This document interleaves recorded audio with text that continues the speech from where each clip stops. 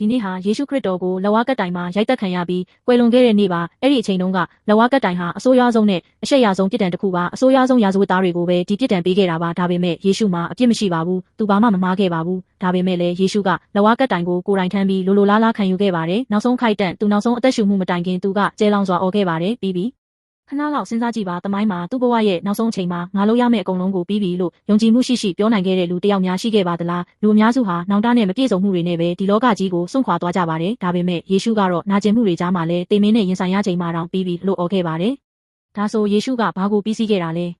သူကဖျားသခင်အနှင်းထားတဲ့တာဝန်ကိုအပြည့်အဝပြီးစီးခဲ့ပါတယ်ကျွန်ုပ်တို့ကိုအပြစ်ကနေကယ်တင်ဖို့ဒီလောကကြီးထဲဆင်းသက်လာခဲ့ပြီးလက်ဝါးကပ်တိုင်မှာသူ့ရဲ့သွေးကိုသွန်းလောင်းပြီးအဲ့ဒီတန်ဖိုးကိုအပြည့်အဝပေးဆက်ခဲ့ပါတယ်ကျွန်ုပ်တို့အပြစ်ရဲ့ဝင်ထုံးနဲ့နှိပ်စက်ခံရပြီးမနေရတော့အောင်ဖျားသခင်ထံချင်းကပ်နိုင်တဲ့လမ်းကိုဖွင့်ပေးခဲ့ပါတယ်ဒါကြောင့်ပြီးပြီဆိုတဲ့အော်တန်ဟာရှုံးနိမ့်ခြင်းမဟုတ်ပါဘူးအောင်ပွဲရခြင်းရဲ့အော်တန်ပါ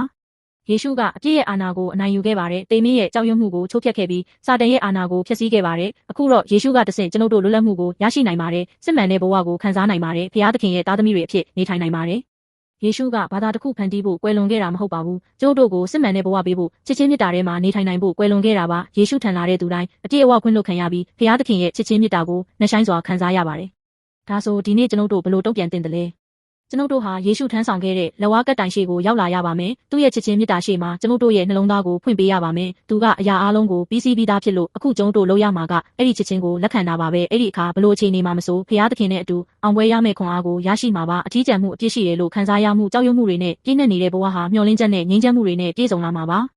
ယေရှုကကျွန်ုပ်တို့အသက်ရှင်ဖို့ကွယ်လွန်ခဲ့ပါတယ်။အခုတော့ကျွန်ုပ်တို့အဲ့ဒီအသက်ကိုလက်ခံပြီးနေထိုင်နိုင်ပါပြီ။လက်ဝါးကပ်တိုင်ဟာအဆုံးမဟုတ်ပါဘူး။အသက်တစ်ခုရဲ့အစပါ။ဒီနေ့အဲ့ဒီချစ်ချင်းကိုတုံ့ပြန်ကြည့်ပါယေရှုကအရာအလုံးကိုပြီးစီးပြီးပါပြီ။